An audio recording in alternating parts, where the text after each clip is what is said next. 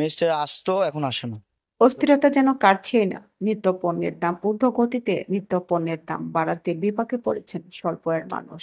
নিত্যপণ্যের দাম বাড়াটাই যেন নিয়ম হয়ে দাঁড়িয়েছে। গত ৪ এপ্রিল শনিবার চট্টগ্রামের খুচরা বাজারগুলোতে গিয়ে দেখা যায় গত সপ্তাহের তুলনায় এই সপ্তাহে অস্থিতিশীল হয়ে উঠেছে সবজির বাজার।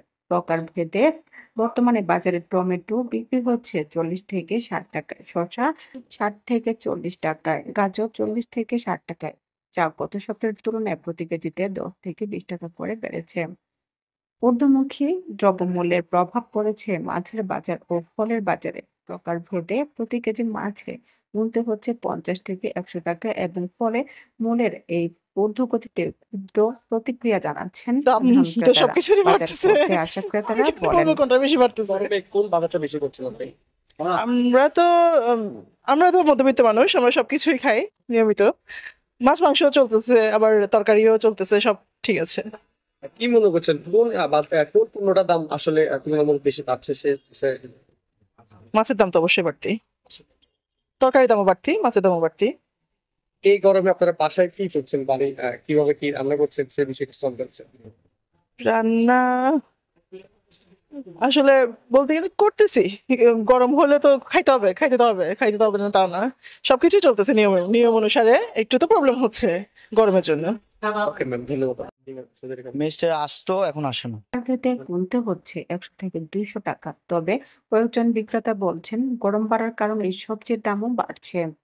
বাজার টমেটো 40 টাকা চল্লিশ, আপনার শসা বেগুন এগুলো একটু বলেন। বেগুন চলতেছে আপনার 80 টাকা, চলতেছে 80 টাকা। তারপরে আলু চলতেছে 60 টাকা, ছোটটা ললিত আলু বলে, পুরনটাই। আবার নতুনটা চলে 100 টাকা। বাজারের ক্ষেত্রে কিরকম আসছে? আসে ভালো মোটামুটি, বাজার খেতে আসে, বিভিন্ন কাস্টমার আসে, বাইরের কান্ট্রির মানুষ আসে।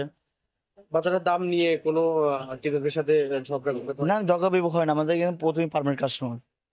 ভাড়া নিয়ে কিছু বলে কিনা, দাম ভাড়া নিয়ে? না না না, আমাদের কাস্টমার যদি বলে এটা 50 টাকা কম, আজকে 50 টাকা বাতে 50 টাকা কম, এরকম আমাদের ক্রেতার সাথে কোনো তর্ক বিক্রি হয় না।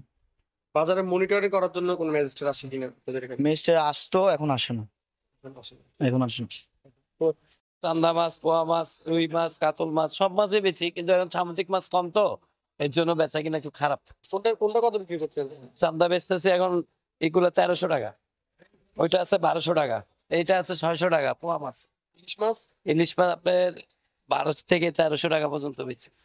আপনার ফল সবগুলো আর সামনে আমের সিজন আসতেছে, আপনার দাম মোটামুটি সেফটি আছে, আপনার আগের তুলনায় একটু দাম কমও নয় ভাড়াও নয়, আগের মতোই আছে। আপনার গরমে ক্রেতারা কোন ফলটা বেশি কিনছেন?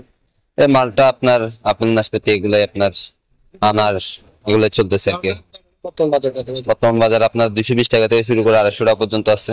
এটা কি বেড়েছে গত সপ্তাহের তুলনায়? না, বাড়ে নাই দাম, দামটা বাড়ছে, আপনার 2 দিন আগে বাড়ছে। আপনার আগের এটা বিক্রি করতেছি আর কি আমরা এখন। কি কি আম এখন বাজারে আসতেছে? গোবিন্দভোগ আছে, আপনার ভ্যানানা ম্যাঙ্গো আছে।